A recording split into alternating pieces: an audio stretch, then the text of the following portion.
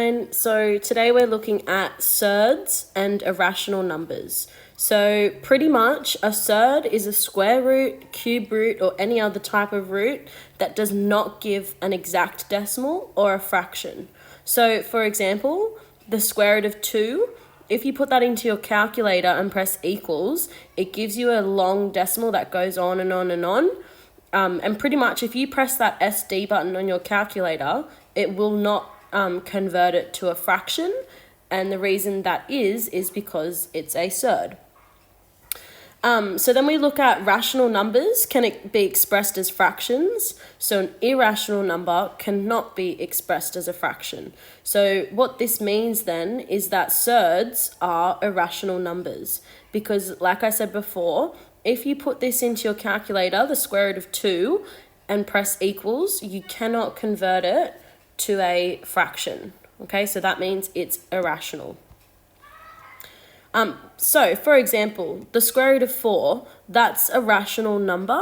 Even though it's a square root, it's rational because when you put it into your calculator, or just in general, it equals 2, okay? Whereas the square root of 7 is a surd, okay, and it's irrational because the square root of 7 equals 2 point, that's a decimal point there, 2.645, etc.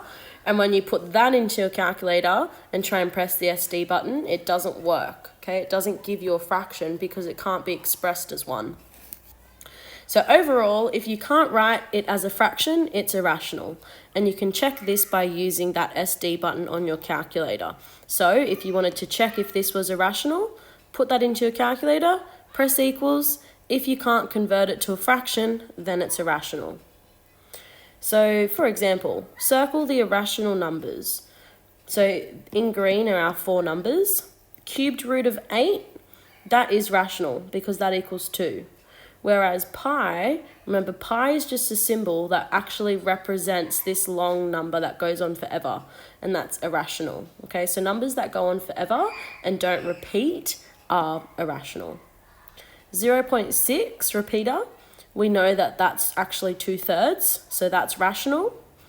And then lastly, the square root of 8, that is irrational because again, if you put that into your calculator, it would give you a long decimal that can't be converted to a fraction. So today's lesson's nice and easy for you. There was another section in the textbook that we were supposed to look at, but it involved protractors. And who owns a protractor?